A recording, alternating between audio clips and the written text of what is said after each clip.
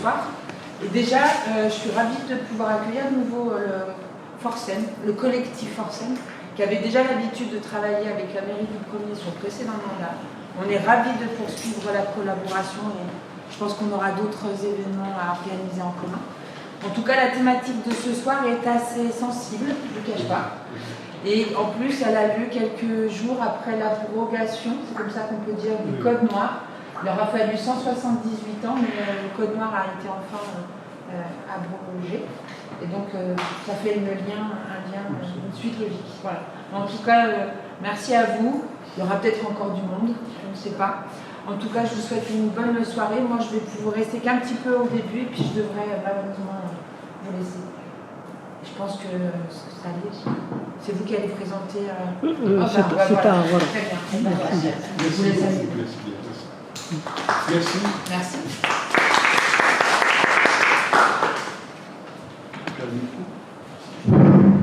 Pardon. Oui, c'est bon. Ça marche?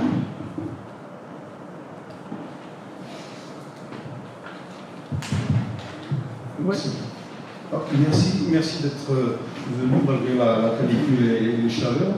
Merci d'être là. Vous avez bien voulu répondre à l'invitation du Forcem. C'est la dernière conférence de l'année qu'on tient sur la traite négrière. Je tenais donc à vous remercier. Il y a peut-être d'autres personnes qui vont y arriver. Ils sont un peu dissuadés par les chaleurs. Mais on a espoir que d'autres personnes se joignent à nous pour cette conférence. Alors, nous avons choisi pour la dernière conférence de Forcem au cours de cette année de traiter la question de la traite. Mais je dirais, il est vrai que c'est une question très sensible, une question mal connue peut-être, mais je travaille ici un éminent spécialiste de la question qui dira beaucoup plus que moi sur le sujet. C'est une question qui n'est pas très connue, en fait, qui n'est pas traitée dans le champ académique, notamment dans les sociétés d'islam. Et heureusement que nous avons des spécialistes comme ce Travessi qui a d'excellents travaux sur le sujet pour nous éclairer sur la question, les raisons, etc., sur l'évolution de la traite tout au long de l'histoire, puisque ça a commencé avec la traite intra-africaine, je parle sous contrôle de ce Travessi, la traite intra-africaine, et qui a ouvert la voie à la traite transsaharienne, la traite musulmane, la traite transsaharienne. Et la traite transsaharienne a ouvert la voie, évidemment, à la traite, à partir du XVIe siècle, à la traite transatlantique. Donc, il y en a sans doute d'autres traites. Et la traite musulmane, ou la traite arabo-musulmane, n'a pas été beaucoup traitée par des chercheurs universitaires, etc. Elle a tendance plutôt à être occultée. Ce n'est pas très valorisé, évidemment. Occultée, alors que c'est un vrai sujet, c'est une question de fond qui travaille en profondeur les sociétés d'islam, mais qui n'arrive pas justement à trouver de la sérénité, j'allais dire, notamment dans le champ académique, pour traiter. Moi, je n'ai pas enseigné à l'Université d'Alger, je n'ai pas eu connaissance d'une thèse ou d'un travail scientifique universitaire sur la traite. Pourtant, elle a longtemps existé, que ce soit sous la régence d'Alger, sous l'Empire ottoman, ou avant la traite musulmane d'avant, la transsaharienne. Il n'y a pas vraiment de travaux académiques sur le sujet, à part une thèse qui a été soutenue aux États-Unis, récente, ça doit être vers les années 2014, aux États-Unis. Donc il y a d'autres travaux, mais M. Travessi en parlera mieux que moi. Donc nous avons choisi d'inviter un éminent spécialiste de la question de la traite négrière, parce qu'elle n'est pas du tout, elle est nettement moins étudiée que la traite transatlantique, et qu'elle a fait l'objet que de peu de travaux académiques dans les pays d'islam. Alors le Forcem a choisi d'inviter M. Salah Travessi, qui est professeur d'histoire et de civilisation du monde arabe et musulman à l'Université Lyon 2. Il est spécialiste de l'histoire du monde musulman médiéval et chercheur au CIAM, au CNRS. Ses axes de recherche couvrent des domaines très... C'était étudié dans mon domaine de recherche, de mon côté, et d'un certain nombre de collègues qui s'y sont attelés depuis ces dernières décennies. Donc, on sait que ce n'est que très récemment que ces pays ont tourné le dos, donc, de façon durable, donc, à cette page de l'esclavage. Et encore, je reviendrai là-dessus, puisque partout. Malheureusement, donc, tout n'est pas fini. Alors, une des caractéristiques de la langue arabe est que pour rendre compte donc, de la notion même d'esclave, nous avons affaire à un corpus très complexe constitué d'un nombre donc assez considérable de vocables. C'est un répertoire qui fait appel à des noms variables dont la définition est souvent sujette donc à confusion. L'ambiguïté de cette nomenclature remonte déjà donc au premier temps de l'islam. Et je pense que c'est cette nomenclature dans le monde entier, sur le plan linguistique, la seule qui puisse en effet être comparée au monde arabe, c'est le monde grec. Nulle part ailleurs on ne trouve une richesse aussi importante de désignation, de nomination donc, concernant les esclaves. Alors, un exemple très très tôt dans l'islam, donc au temps même du prophète, on a le cas de la jeune Barira. C'est une jeune esclave qui est fréquemment présentée par les juristes musulmans et les chroniqueurs arabes, parce que c'est la première fois qu'un esclave, en l'occurrence une femme, donc nommée Barira, qui va en effet poser le problème de son esclavage. Et elle va demander donc le rachat de sa liberté. Et donc dans le monde musulman, jusqu'à nos jours, tous les cas de rachat, enfin jusqu'à nos jours, dans les travaux donc, des juristes et des historiens, tous les cas de rachat, qu'on appelle mukataba en arabe, reviennent toujours à ce cas initial qui va donc enrichir tous les codes donc, de droit et tous les travaux des juristes donc, depuis le début du 7e siècle.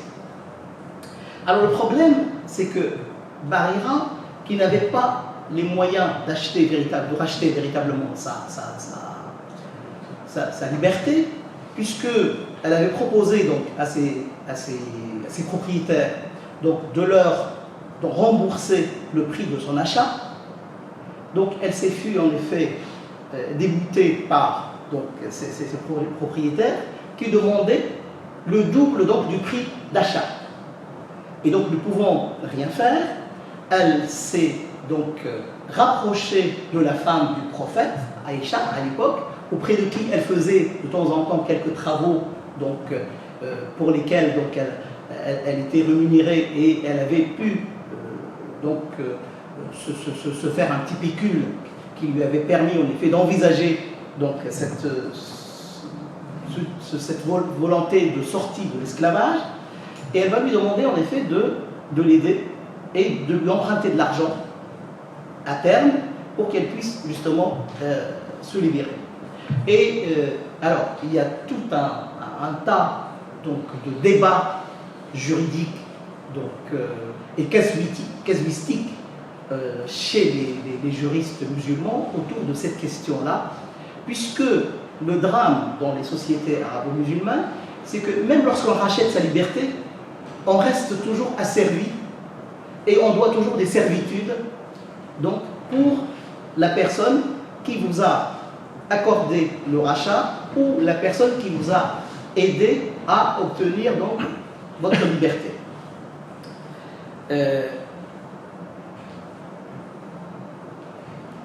Le problème justement, c'est que cette ambiguïté quant au statut de la personne, lorsqu'elle n'est plus esclave et qu'elle est affranchie, dans le monde arabe, on a affaire également à des termes, à des dénominations qui renforcent davantage donc, la confusion.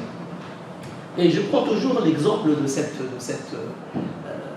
Barira, c'est que tantôt dans les textes juridiques, on l'appelle comme affranchi, tantôt on l'appelle comme esclave.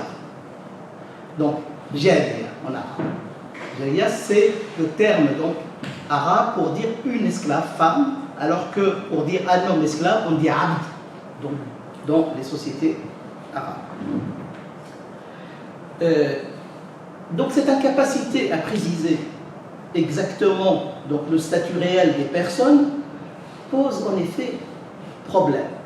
Et je reviendrai là-dessus encore aujourd'hui, parce que dans nos sociétés contemporaines et modernes, que ce soit en Algérie, en Tunisie, en Égypte ou au Maroc, les descendants d'esclaves qui n'ont jamais été mis en esclavage, et pourtant l'exemple, on reviendra là-dessus tout à l'heure, de la Tunisie, qui est le premier pays qui avait donc engagé une procédure d'abolition en 1846, c'est-à-dire avant même la deuxième abolition française de 1948, encore aujourd'hui, on a donc une difficulté à la fois non seulement sociologique, mais aussi juridique, puisque les enfants, les descendants, les petits-enfants de ces esclaves affranchis se trouvent face à la difficulté de faire admettre donc, devant les tribunaux tunisiens la nécessité d'enlever de leur nom de famille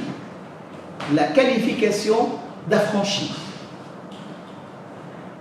Encore aujourd'hui, si vous appelez Denis Marx, vous trouverez Denis Marx affranchi de Ben Yedder. Et donc, on les renvoie à chaque fois à ce stigmate. Et ce qui est terrible, c'est que pendant plusieurs années, les tribunaux tunisiens avaient refusé, donc brutalement et simplement, l'acceptation donc, de cette démarche auprès donc, du juge. Ce n'est que récemment, il y a à peine un an, qu'un juge avait décidé donc l'enlèvement donc justement de cette comment on appelle ça, ce qualificatif donc déshonorant pour ses descendants d'esclaves. Donc vous voyez que la difficulté, elle est non seulement historique, mais elle est encore aujourd'hui donc dans les têtes et dans les esprits, et surtout justement elle a des conséquences donc sociales importantes.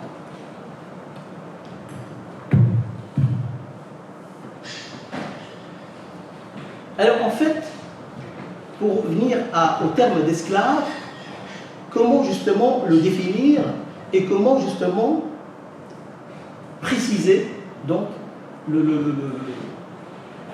ses significations et sa réalité. Alors c'est que les esclaves, très tôt dans les sociétés musulmanes, avaient joué donc un rôle fondamental, et on sait que leur présence a profondément donc marqué donc durant plus de 14 siècles, c'est-à-dire jusqu'à nos jours. Enfin hier, je crois qu'avant-hier, on a inauguré la nouvelle année de l'Hégire, donc maintenant on peut dire c'est plus de 1445 ans, hein, donc 14 siècles et demi, hein, et on n'a pas encore donc fini avec justement cette question de l'esclavage. Alors, c'est peut-être que cela explique l'exhaustivité, donc en effet, de ce champ lexical et le fait que la langue arabe fait appel donc à cette longue liste donc, pour dénommer les esclaves. Alors, je ne vais pas vous citer les listes d'esclaves, hein, donc de Abd à Ama, à Mamlouk, à Jaria, à Ghulam, eunuque, à Ras. Là aussi, on a un terme, par exemple, qui est le même, qui désigne à la fois les esclaves et qui désigne également le troupeau. Rouous, Ras, Rouous, ça veut dire les têtes. Hein, la tête de mouton, 100 têtes de mouton, ou 5 têtes d'esclaves. Hein. Et puis, on a également donc, des termes du genre wasif, hein, ou khadim. Alors là aussi, la confusion khadim, khidma, qui veut dire le travail. Hein, travailleur, mais le travail a toujours été connoté dans le monde musulman par la servitude. ça aussi, hein, donc la question n'est pas d'ordre historique, mais aussi d'ordre économique. Il faudra que les économistes aussi se penchent sur justement la question de la langue pour définir qu'est-ce qu'un travailleur, qu'est-ce qu'un ouvrier, ainsi de suite. Alors, on sait que là aussi, le statut des esclaves et la réalité de l'esclavage, elle était très complexe et multiple. Donc, il y avait des esclaves à tous les échelons de la société. Hein. Il y avait des esclaves au sommet de la société. Donc, je parlais tout à l'heure du Mamelouk, hein, ces soldats justement qui étaient à l'origine même de dynasties en Égypte et en Syrie. Hein. On a eu des esclaves également dans l'armée, des armées ottomanes, hein, puisque l'armée ottomane était essentiellement basée sur le recrutement de jeunes enfants, hein, qu'on appelle des Fishirmeh, hein, qui étaient recueillis donc très jeunes pour être éduqués dans des casernes et donc éduqués au maniement donc, des armes, et cela jusqu'à la chute donc, de l'Empire ottoman. On a des termes comme khassi, qui veut dire castrat ou eunuque. On a des termes concernant les femmes de qaïna, de qiyad, c'est des esclaves chanteuses, des esclaves musiciennes. Et donc, on a des termes de maoula, hein, qui veut dire propriétaire. Et là aussi, on est dans l'ambiguïté de savoir, je parlais tout à l'heure de Barira. Donc, dans sa démarche de rachat de sa liberté. Donc, quand l'esclave devient libre, on l'appelle plus esclave, mais normalement on dit maoula. Mais le même maoula s'applique aussi au titre du maître de l'esclave. Donc, c'est cette confusion, elle obscurcit énormément donc l'horizon de la connaissance, et c'est peut-être aussi cela qui fait qu'on a souvent eu tendance donc à considérer que ce sujet était finalement donc peu digne d'intérêt, et d'autant plus que les sources sont rares, et d'autant plus que la confusion est terrible, mais le problème reste toujours donc le même. Ce qui est intéressant, c'est que ces dénominations nous permettent de toucher du doigt les expériences des esclaves eux-mêmes, c'est-à-dire leur expérience dans les relations économiques et sociales, hein, qui sont des relations complexes, et toutes les relations qui se nouent entre un maître et un esclave, entre un esclave et un territoire, et un environnement, et puis elle nous renseigne aussi sur la capacité des esclaves à convoquer le droit, comme le cas justement de ce jeune esclave, pour assurer leur défense ou s'affranchir, hein. Et puis, il y a aussi tout l'apport des esclaves, hein,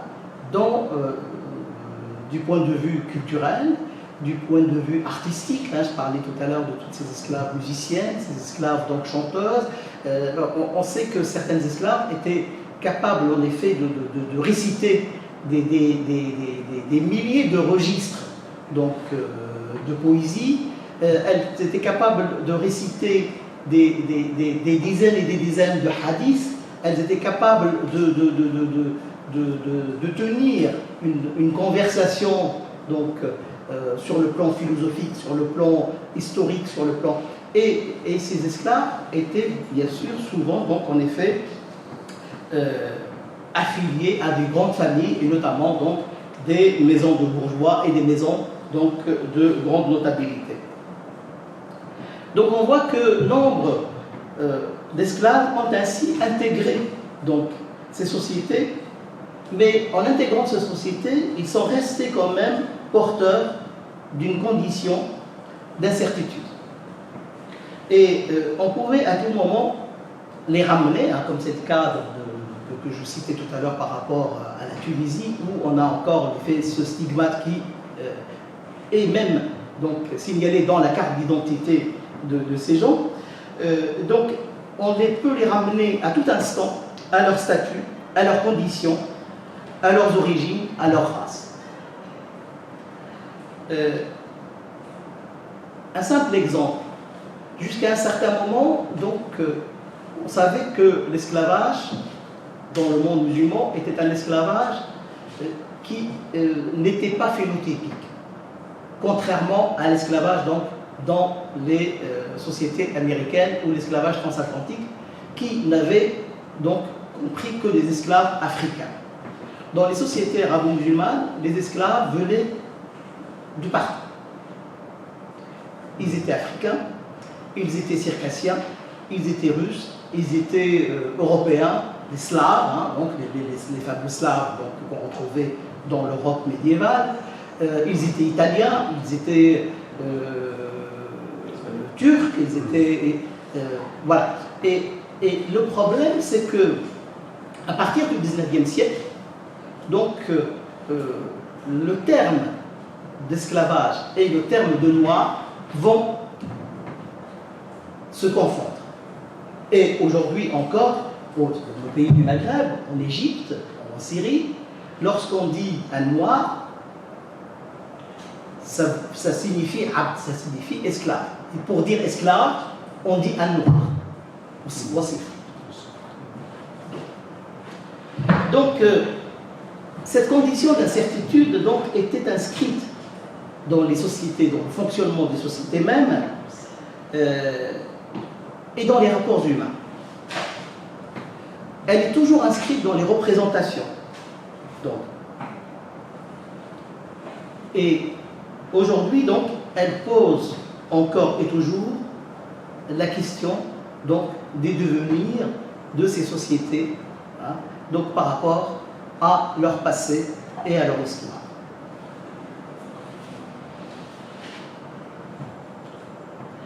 Alors, ce que les textes nous apportent, c'est que dès le 1er siècle de l'Hégire, hein, comme je vous disais tout au début, donc avec cette affaire de l'Harira, et surtout à la faveur des campagnes militaires, donc des campagnes donc, successives de colonisation donc, menées par les Arabes en dehors donc, du Hijaz et de l'Arabie,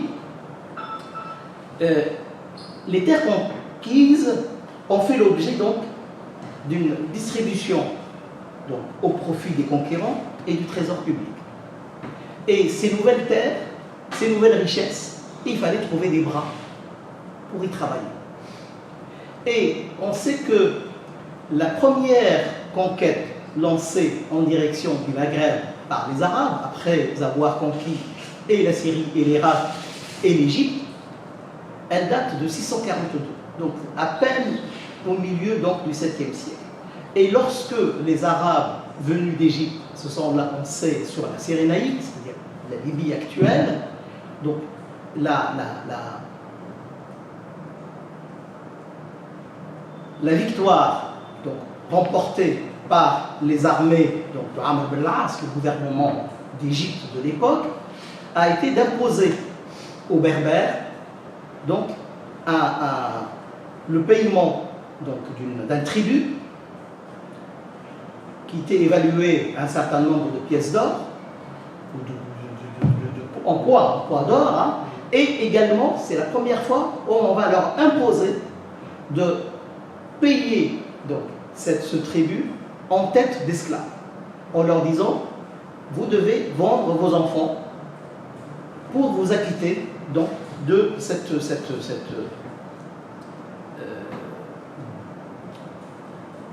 de ce paiement.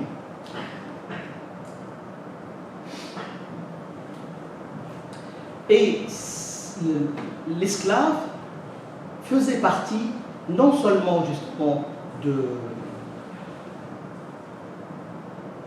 tribut militaire payé donc, aux soldats, mais aussi du tribut payé au trésor public Beit el-Mal. Puisque dans le monde musulman, à chaque guerre, donc, il y avait ce qu'on appelle donc, le khums. Oui. On a même le terme de khammas. Oui, le cinquième. Donc,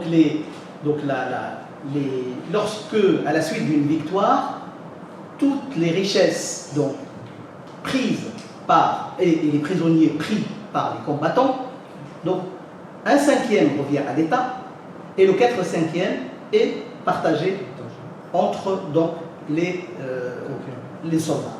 Hein, donc puisque les soldats à l'époque n'avaient pas de salaire, ce n'était pas une armée régulière, hein, les soldats donc, trouvaient donc, leur paiement en tête d'esclave et en tribus arrachées donc, aux populations vécues. C'est une taxe. Ah oui, c'est une taxe donc humaine, en tête d'homme, ou de femme, ou d'enfant. Capitation. Voilà. La race, c'est la capitation, voilà, ça c'est. Et c'est quelque chose en effet qui va durer des siècles et des siècles. Hein. Alors, on a un historien tunisien qui s'appelle Mohamed Talbi, qui nous a quittés il y a très peu de temps, qui a fait sa thèse donc, sur une dynastie donc, arabe du 9e siècle, et il s'est adonné en effet à établir un certain nombre donc, de statistiques en s'appuyant sur des données donc, qui étaient glanées dans les sources donc, administratives de l'époque, enfin les archives de l'administration arabe, dans les sources donc, des chroniqueurs et des voyageurs musulmans. Et il arrive donc à un chiffre donc, pour dire qu'en moins de 50 ans, les Berbères avaient payé un lot donc, qui s'élevait à plus de 400 000 esclaves envoyés en Orient.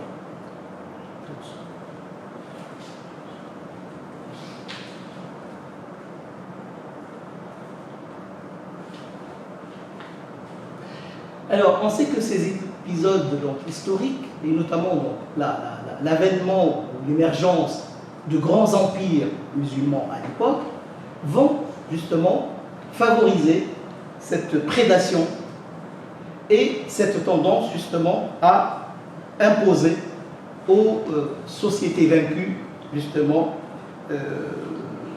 ce choix économique fait donc, par les Arabes. Donc, on sait qu'à partir de là, les besoins en main-d'œuvre sont devenus donc terribles. Et l'histoire des prix et du commerce que nous retrouvons dans les traités juridiques donc, de ces époques-là nous montre qu'à certains moments, donc, un esclave était moins cher qu'un mulet ou qu'un cheval ou qu'un bœuf. Et donc, ce qui fait que cette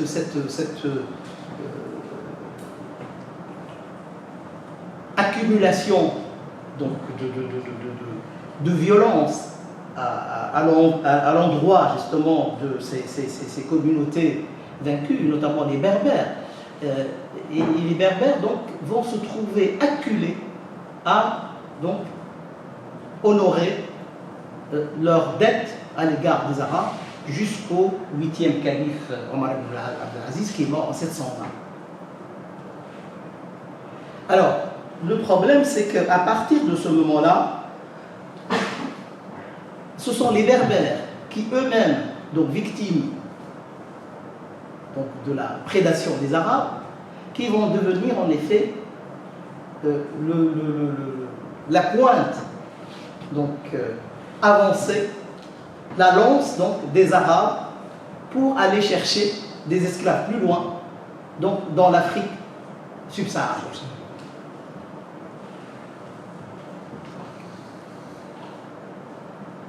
Donc c'est Omar ibn Abdelaziz qui avait épargné donc, aux Berbères ce tragique destin, mais les Berbères vont devenir en effet les nouveaux négriers du monde musulman, notamment en direction donc, de l'Afrique pour aller chercher ces denrées humaines donc, importantes pour l'Orient. Et c'est à partir de ce moment-là que ce trafic, donc, sous l'égide donc, des nouvelles dynasties berbères, notamment donc, dans le centre de l'Algérie, comme dans le centre le Mzab, ou dans le sud, dans les marges donc, du désert, à Sigelmessa, ou dans le Fezzan libyen, qui vont devenir en effet des portes importantes donc, de recrutement d'esclaves.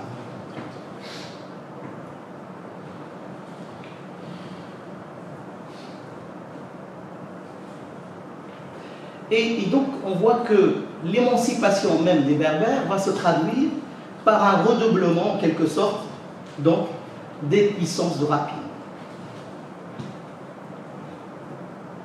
On sait qu'au-delà des Berbères, le monde arabe se servait également donc,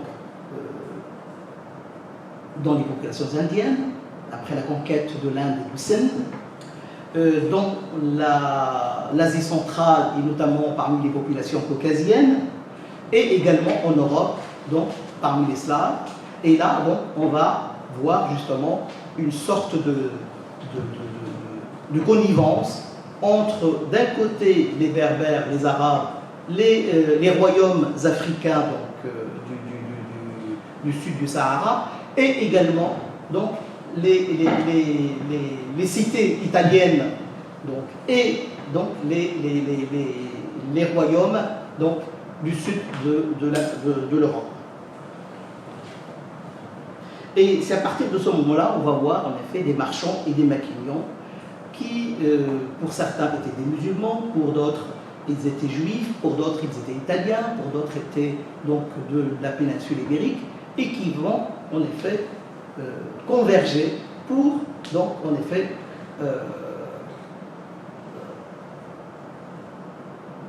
servir le marché donc, oriental.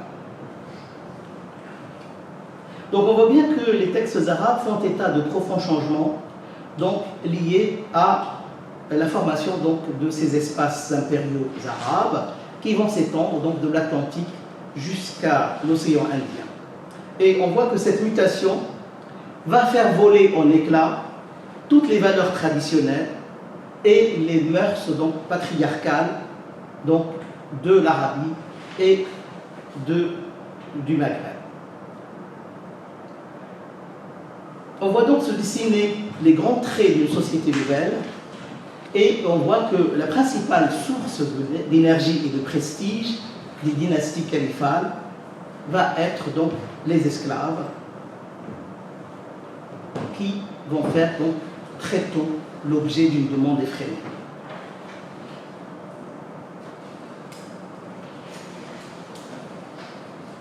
Alors, je vous disais tout à l'heure que les esclaves ne venaient pas donc tous du même monde. Donc, on sait qu'ils formaient une mosaïque d'origine et de couleurs disparates.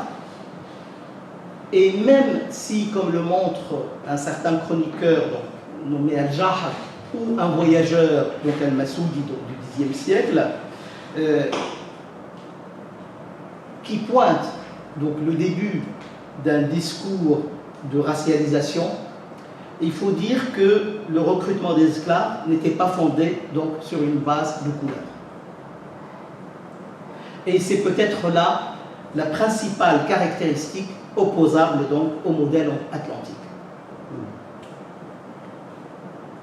Et alors, ce qui fait qu'il est difficile donc, de parler d'une exacte symétrie entre esclavage et négritude, donc déjà à cette époque-là. Les choses évolueront autrement plus tard.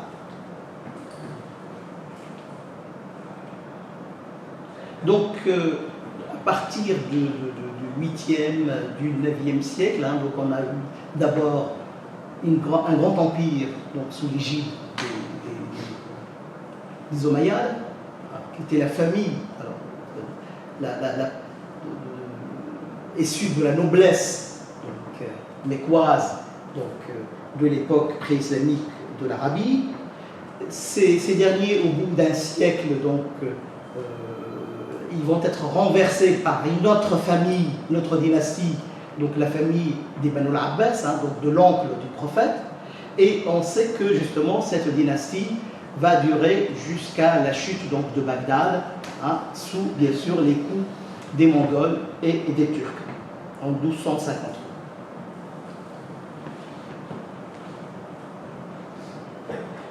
Donc on voit que ce processus donc, de transformation de la société orientale donc, sous l'égide de ces empires donc, va créer tous les ingrédients donc, en effet, pour développer donc, une société véritablement esclavagiste.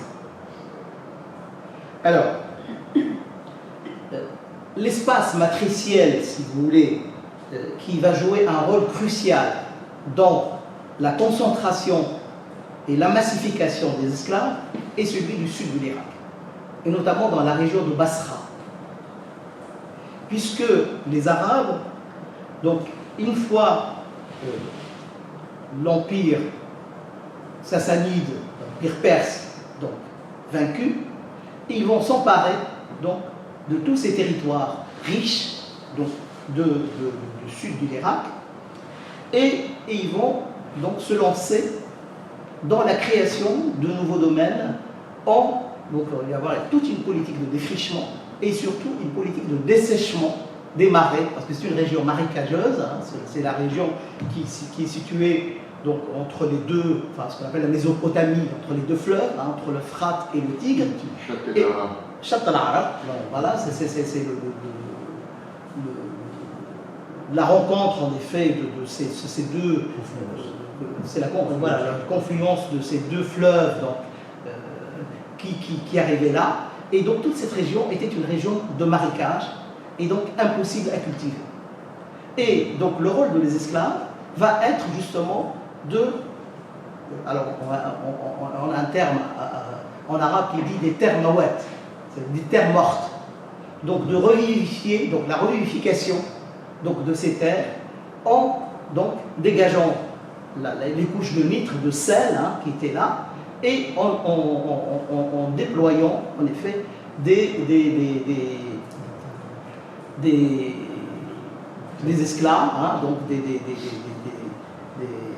des milliers d'esclaves pour justement offrir de nouveaux domaines donc à l'aristocratie arabe de l'époque.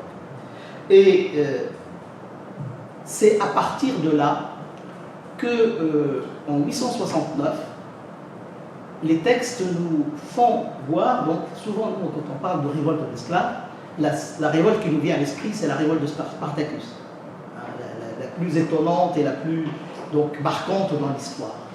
Or, la révolte des Zenj, on n'en parle même pas dans les classes, ni au collège, ni au lycée. C'est la révolte des esclaves, donc de ces employés dans ces marécages, eut lieu entre 869 et 882. Elle va durer plus de 13 ans, presque 14 ans.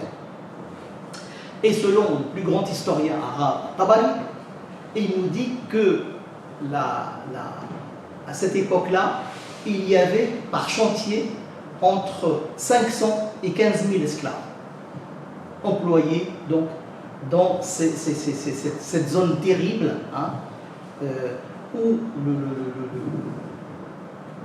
l'espérance de vie des esclaves était à peine de quelques années, vu la nature donc en effet de l'environnement. Alors ces esclaves, on les appelait Zenj parce qu'ils étaient rapportés essentiellement donc, à une contrée particulière donc en Afrique orientale qui est le Zanzibar actuel. Et donc, on les appelle Zenj, mais il n'y avait pas que des esclaves noirs d'Afrique orientale, puisqu'on y trouve des esclaves venus de toutes parts, et y compris des esclaves blancs. Mais majoritairement, bien sûr, c'était des esclaves africains qui y travaillaient. Alors, d'après toujours le même chroniqueur, Tabari, donc la fin de la guerre, puisque la révolte va être écrasée en 1882,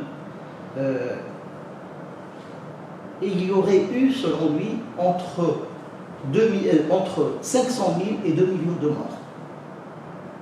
Et on sait que cette révolte donc, a failli ébranler donc, les fondements de l'État abbasside de l'époque, puisque les esclaves avaient créé un État servile, un État donc, dans la région. Ils avaient créé une monnaie, un dinar Zenj. Ils avaient créé des villes. Et donc, ils se sont dotés d'institutions. Et finalement, ils avaient décidé d'aller jusqu'à Bagdad. Mais on ne sait pas pourquoi. À 80 km de Bagdad, ils avaient rebroussé chemin. Bon, on ne fait pas l'histoire avec des s'ils avaient marché sur Bagdad. C'est un peu, en effet, l'histoire de Spartacus, en effet, qui a rebroussé chemin à un moment stratégique donc, de la révolte. C'est aussi l'histoire d'Hamilcar qui, après avoir traversé les Alpes, finit par retourner donc, en Afrique. Mais voilà, on a justement un cas tout à fait typique, non seulement donc, de la force, de la puissance et surtout de la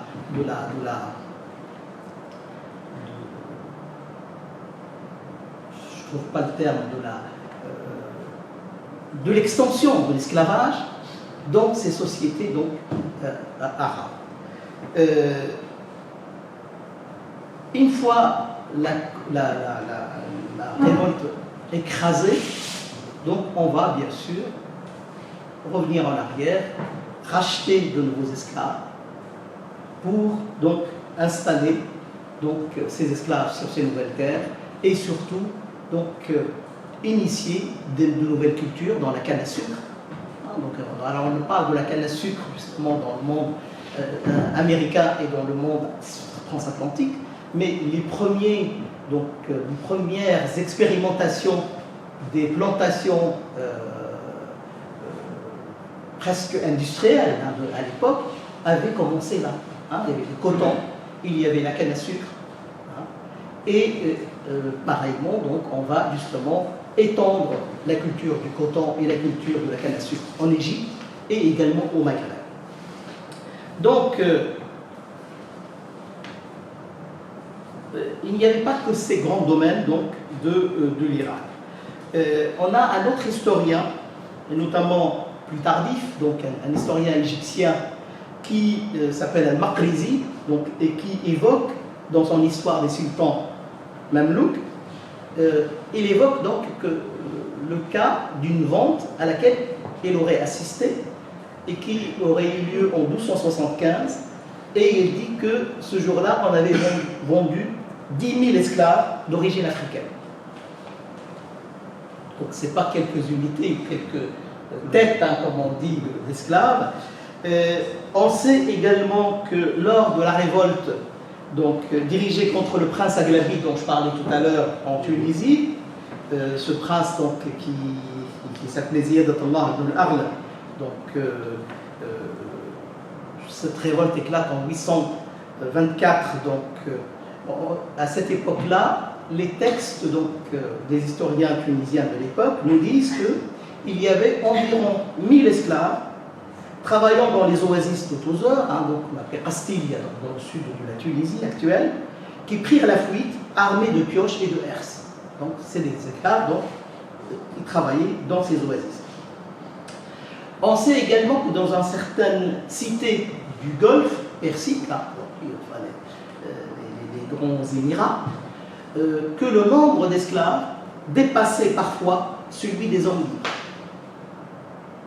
Pour le milieu du XIe siècle, le récit d'un grand voyageur d'origine iranienne qui s'appelle Nasiri Khosrow permet de se faire une idée précise. Il disait que ces derniers représentaient environ 150% de l'ensemble de la population masculine libre en âge de porter des armes. Et de son côté, bien sûr, le grand voyageur de Battuta rapporte avoir rencontré lors de son voyage au Mali un convoi de plusieurs centaines de jeunes femmes destinées au travail dans les mines de cuivre. On a également des registres notariés italiens donc, qui se rapportent donc, à la ville d'Alexandrie et qui font apparaître qu'il était assez courant que des pèlerins d'Afrique de l'Ouest emmènent avec eux des esclaves pour les vendre en chemin et financer ainsi leur voyage jusqu'à la Mecque. C'est probablement pour cela que ces esclaves n'apparaissent pas dans les minutes notariales, donc des notaires du Maroc à Ceuta ou à Tunis ou en Algérie, et qu'elles apparaissent bien sûr à partir donc, de l'Égypte ou de la Syrie. Par ailleurs, il était également connu que les mêmes pèlerins de retour du Hajj, du pèlerinage, achetaient des esclaves pour les ramener chez eux. On a bien sûr l'exemple du grand empereur Mansa Moussa qui aurait acheté au Caire 14 000 femmes esclaves. Donc là, on est donc face à à un système massif, un système donc systémique, hein, d'esclavage et d'emploi d'esclaves. Donc l'esclave peut être donc employé dans les terres, dans les champs, dans les mines. Il peut être aussi employé comme artiste. Hein. On a le grand exemple de Zériab, hein, qui est un grand musicien qui avait non seulement donc, enrichi donc, les palais des dynasties d'Al-Andalus de l'époque, et qui aurait justement fait aussi, qui aurait introduit tout un genre de vie raffiné, un genre de vie donc, axé sur donc, les raffinements, et c'était le premier musicien arabe à avoir créé la première académie de musique donc, en Espagne donc musulmane. Donc nous savons que ces esclaves donc, étaient ramenés par des marchands donc, qui étaient surtout installés, donc, tout particulièrement bien sûr les Berbères dont je parlais tout à l'heure, dans la région de Zaouila, en Libye, à Ouargla, donc, ou à Taher en Algérie, à Sijel Massa, donc en Maroc, à Gabès et à Djerba en Tunisie.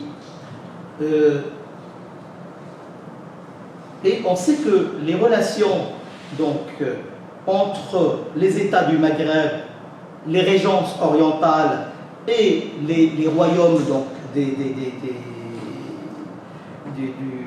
du sud du Sahara, ainsi que les relations donc, diplomatiques et commerciales avec l'Europe du Sud, étaient donc des relations très donc, solides et qui nous offrent justement l'occasion de remettre en cause en effet ce récit qui a toujours cherché à opposer d'un côté en effet ce qu'on appelle le monde musulman d'un côté, le monde chrétien latin de l'autre, Byzance, donc le monde orthodoxe de l'autre, et alors qu'on se rend compte que tous ces marchands, donc qu'ils soient chrétiens, qu'ils soient juifs, qu'ils soient musulmans, qu'ils soient indiens, donc concouraient donc, et collaboraient donc, de la façon la plus cordiale et la plus parfaite.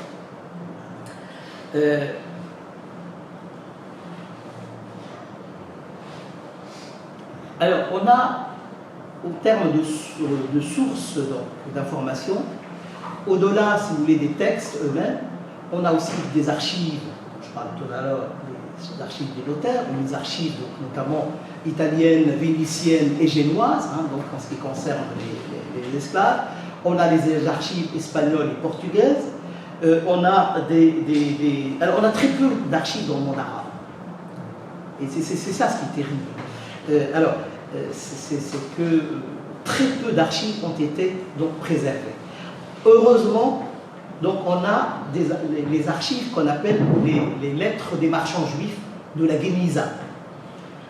Les lettres de la Guéniza, ce sont des lettres qui avaient été trouvées par hasard dans un cimetière du Caire, où des marchands juifs donc, conservaient des lettres de change et des lettres de marchands.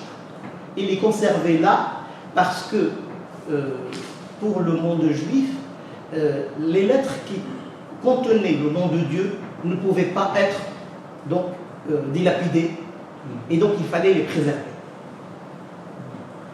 Et ce qui est intéressant, c'est que ces lettres donc, qui relèvent en effet de marchands hébraïques, donc, et qui sont pour la plupart donc, des marchands donc, judaïques ou judaïsants, une partie d'entre elles était écrite, transcrite en arabe.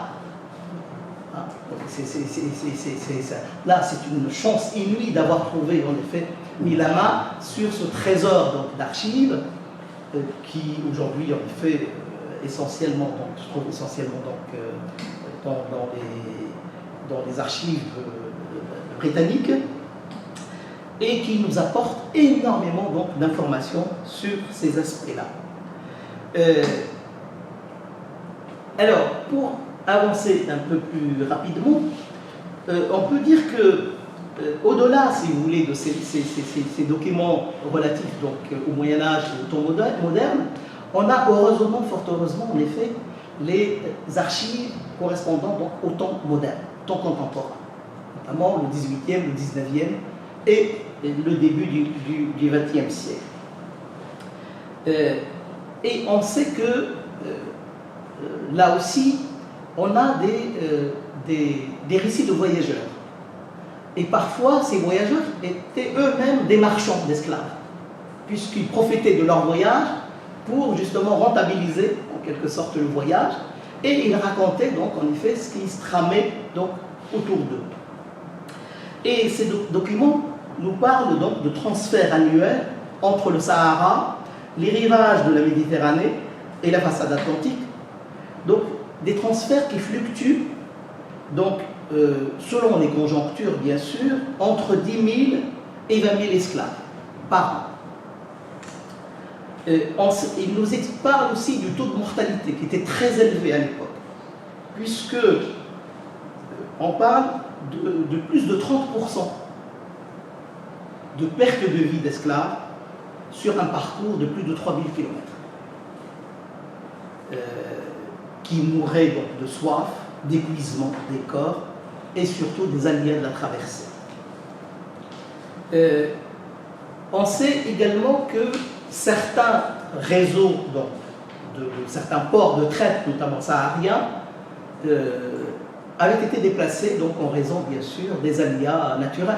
Donc, et là, on sait que, par exemple, pour remplacer Sijil Massa, le Fezzan va être le centre, et la Libye va être le centre, justement, de ce trafic. Donc de cette époque-là. On nous parle également des axes routiers qui étaient doublés par un trafic maritime intense et qui offrait des liaisons régulières entre donc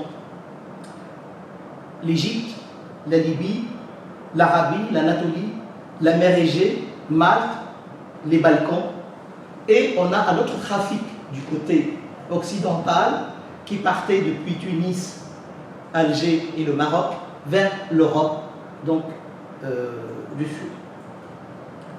Et on savait que Tombouctou était relié à Gao, qu'elle était reliée à Ghadamès, au Tafilalt, au Touat, au Mzab, à Gabès, à Tunis, ainsi de suite.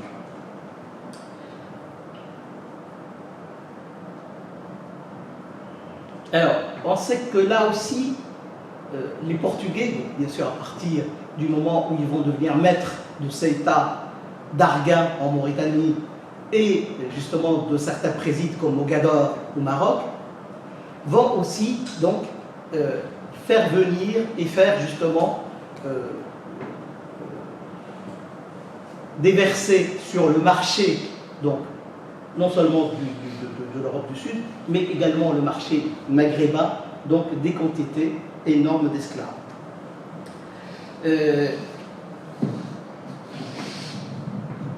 Pour le 19e siècle et avant de conclure donc, sur cet aspect-là, nous avons donc tous les témoignages qui confirment que l'esclavage avait constitué donc une réalité significative et durable dans les pays du Maghreb et dans le Proche-Orient musulman.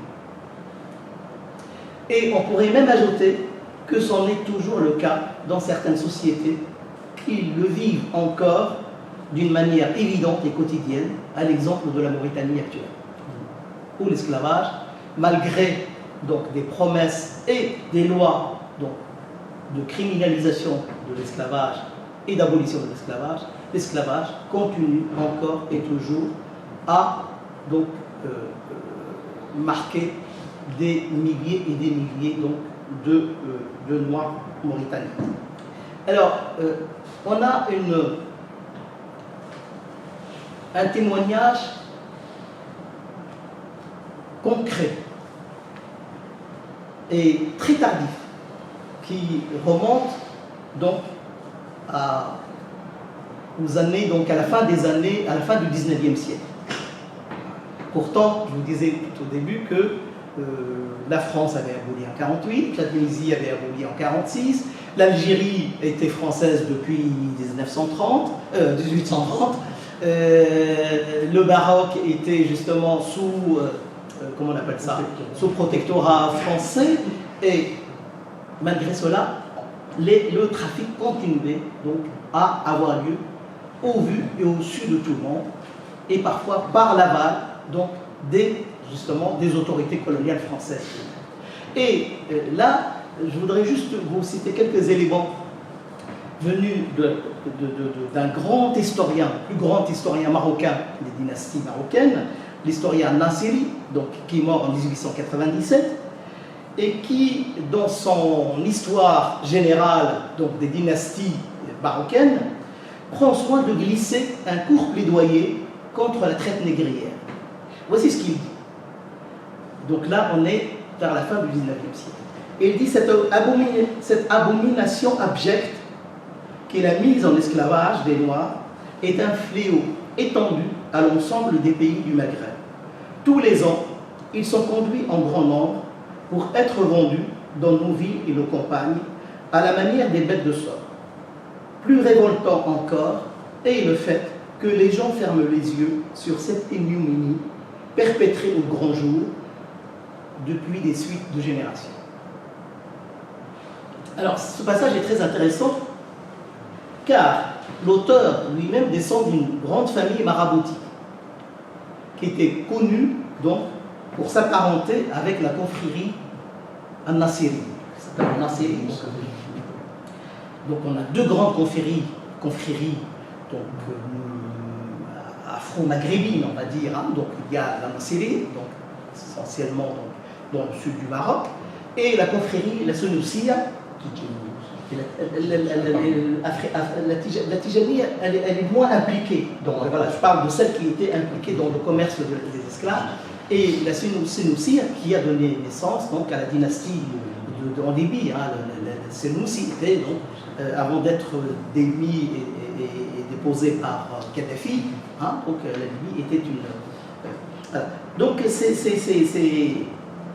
cet homme appartient justement à cette famille-là. Donc quand il parle de l'intérieur, en effet, de ceux qui ont animé et animé déjà à l'époque ce commerce-là. Et donc, il nous parle d'un trafic qui avait représenté donc, une part importante donc, des activités transsahariennes. Alors, en plus, il a été lui-même le chef de l'administration fiscale et des douanes.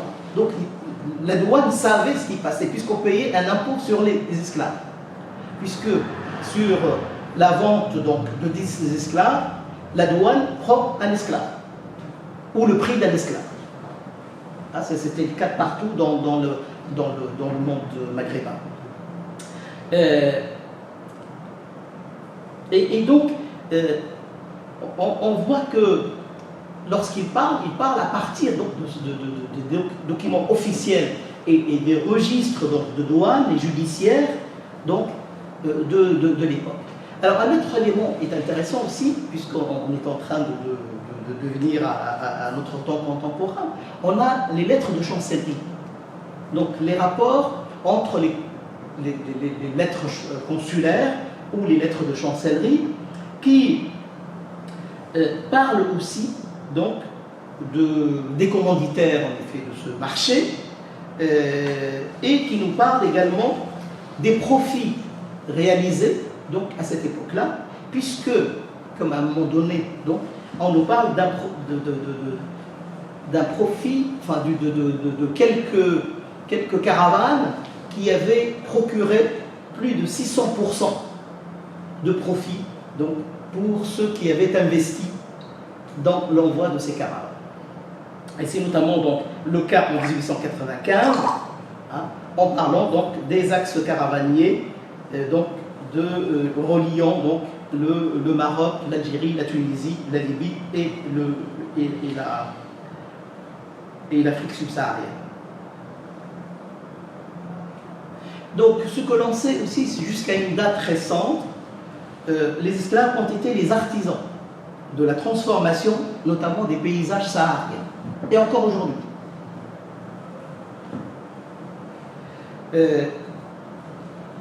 Alors, si vous êtes allé dans le sud de l'Algérie, au sud du Maroc, on est surpris par donc, le caractère imposant de l'habitat, l'Irsour. Donc, pour construire ces Irsour-là, donc il fallait une main-d'œuvre formidable. Et ce qui saute aux yeux également, c'est aussi l'alignement de ce qu'on appelle les fougaras, pour irriguer donc, les terres, les oasis.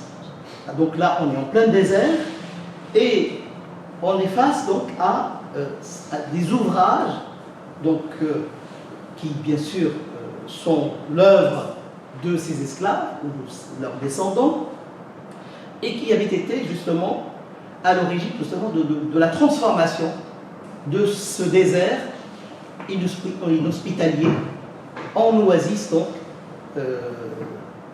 agrémenté donc, de palmiers et de cultures donc, multiples. Alors, l'exemple du Touat fait ressortir en effet l'importance de ces travaux.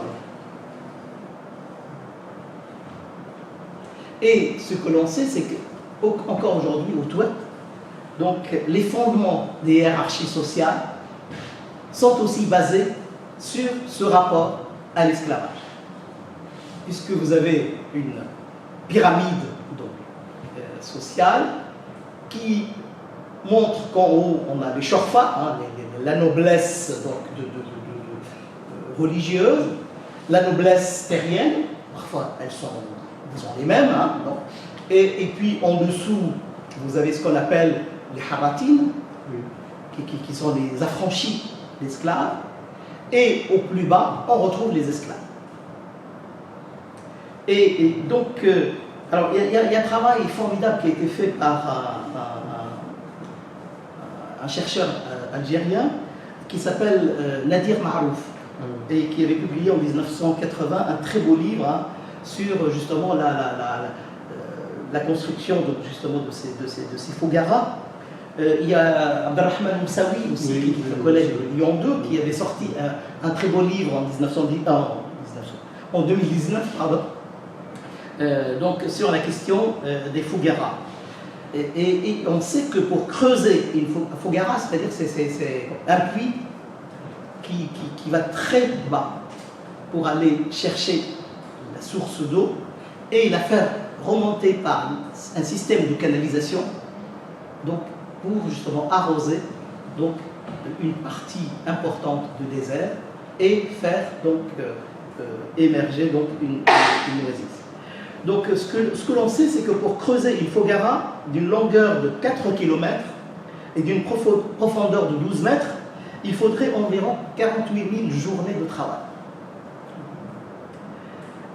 Et cela nécessitait l'engagement de 40 ouvriers pour 4 années successives à raison de 10 heures de travail par jour. À cela, bien sûr, s'ajoutent les travaux de curage et d'entretien donc, des fougaras.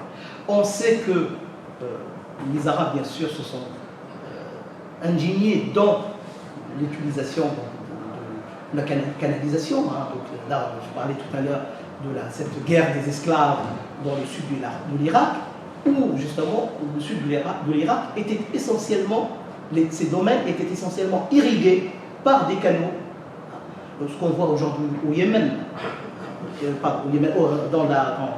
dans le sultanat d'Oman. Tout un système, donc, bien sûr, qui remonte au temps des Romains, hein, et qui a été repris par les Arabes, et qui a été développé donc, dans ces zones,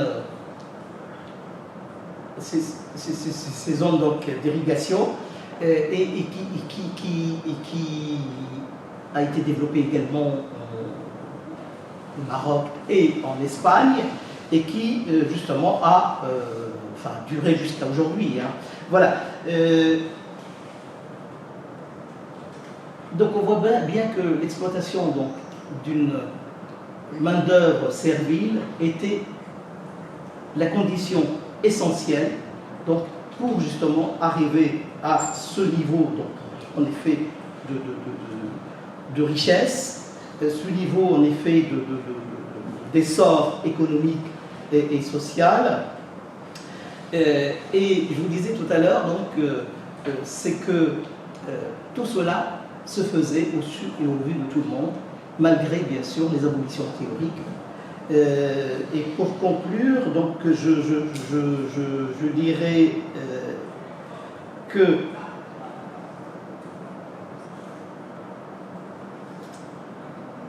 cette question donc, avait obnubilé non seulement bien sûr les protagonistes justement de ce trafic, mais aussi donc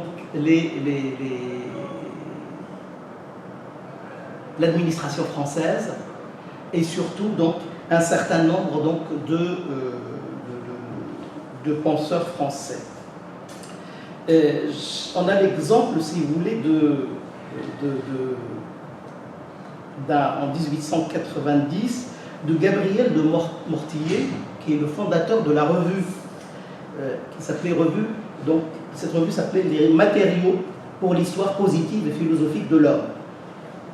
Et à propos donc justement des oasis du sud de l'Algérie et de la Tunisie, voici ce qu'il dit.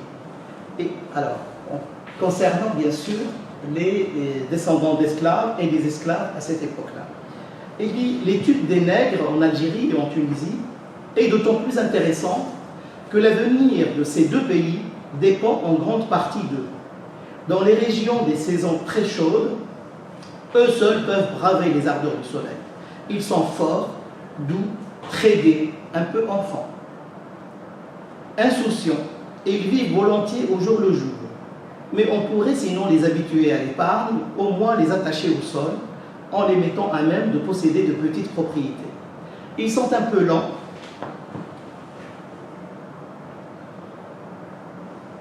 à apprendre une chose, mais quand ils la savent bien et ils la pratiquent très régulièrement. C'est ainsi qu'après un apprentissage un peu long, il est vrai, on en fait d'excellents laboureurs, très exacts, très réguliers et très soigneux. Nous retrouvons également donc, des témoignages concordants, notamment dans les archives donc, de Tunisie, ici en France, hein, donc à Paris, en Italie, dans l'Italie. Et parmi ces archives, on a une lettre donc, adressée par Louis-Charles Ferraud, qui était l'interprète principal de l'armée française au camp d'El-Oued. Et cette lettre avait été adressée le 10 mars 1872 au ministre de l'Instruction publique français. Alors, elle nous permet de saisir à quel point la présence des esclaves et de leurs descendants était importante. Les arguments mis en avant sont énumérés en termes d'attitude physique, psychologique. Les Noirs feraient preuve d'une énergie exemplaire, toujours gai et sourire aux lèvres, laborieux et sobre, bref, une classe ouvrière d'une aptitude unique pour les travaux des champs durant la saison donc énervante des chaleurs. Enfin, et j'arrêterai là, je dirais que tout au long du 19e siècle et même au début du 20e siècle, vivent les campagnes dans le Maghreb grouillées d'esclaves. Ils n'appartenaient pas qu'aux familles riches, même les gens du peuple, comme les pieux saints, pouvaient parfois en disposer. Le fait remonte très loin dans l'histoire. Certains textes hagiographiques nous offrent maints témoignages de figures vénérées par la tradition et auréolées du rayonnement donc, de l'esprit. L'exemple du grand juriste tunisien Sahnoun, qui a joué un rôle fondamental dans l'affermissement du malikisme, qui est le culte, enfin, le droit, si vous voulez, musulman le plus suivi au Maghreb et en Afrique subsaharienne, dans tout l'Occident musulman et dont la science allait de pair avec son ascétisme, est plus que révélateur. Malgré ses vœux de pauvreté et de renoncement aux choses de ce monde, il était à la tête d'une grande fortune, outre ses terres, donc céréalières, ses oliveraies, ses troupeaux de bœufs et de dromadaires, dans certaines localités du Sahel tunisien. Ils possédaient des esclaves affectés aux travaux des champs. D'autres exemples vénérés pour leur droiture et leur rigueur exigeante, au Maghreb comme au Proche-Orient, étaient également donc des propriétaires d'esclaves. L'exemple de la confrérie, si vous vous souvenez, Harley, et la Syrie également, est édifiant. Elle avait bâti sa puissance et son aura sur le trafic des esclaves, et ce n'est qu'aux yeux de tous, l'esclavage était un fait ordinaire et de surcroît légitime du point de vue donc, des prescriptions religieuses. Il faut dire que même si l'activité négrière était considérée comme un peu louable, personne ne s'en offusquait véritablement, aussi bien à l'intérieur qu'à l'extérieur donc, du monde musulman. Par ailleurs, il est à constater qu'à l'intérieur du monde arabe, malheureusement encore aujourd'hui, chaque fois que l'on soulève le problème des esclaves, le propos achoppe sur la question des lois et des principes religieux, censés être cléments et charitables dans le monde arabe à l'endroit des faibles et des démunis. Pour complaire aux croyances largement admises, certains historiens ont échafaudé donc, un discours essentialiste visant à exempter les sociétés musulmanes des formes de violence et de préjugés raciaux à l'endroit des esclaves.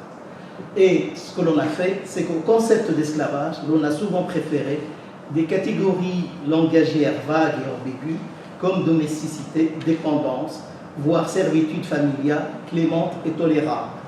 Or, l'une des difficultés inhérentes à cette rhétorique morale et défensive est son refus de reconnaître le recours durable à une main-d'œuvre servile dans les secteurs clés de l'économie. Ce que l'on peut dire encore aujourd'hui, c'est que l'exploration de la question est toujours balbutiante.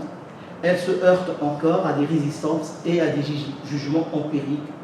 Dans l'état actuel des choses, la réflexion historique ne parvient pas à se démarquer complètement d'un schématisme simplificateur et du poids de ce que Michel Vauvel appelle la force donc d'inertie des structures mentales. Moi, je vous remercie.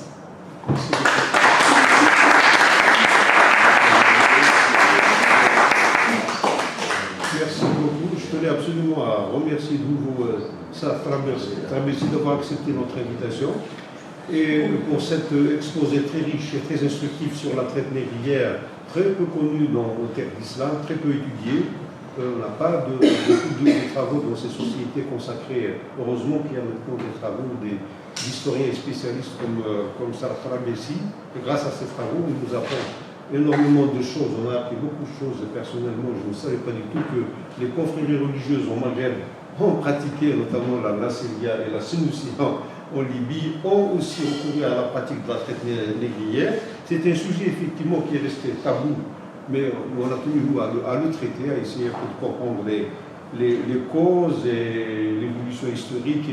Et je crois que malgré les abolitions qui sont consacrées au XIXe siècle, la pratique de la traite et de l'esclavagisme continue sous d'autres formes, que ce soit dans les sociétés d'islam, au Maghreb ou au Moyen-Orient, mais aussi en Europe ou ailleurs, et que l'humanité doit absolument condamner avec la plus grande vigueur, et que cette pratique doit absolument être définitivement abolie.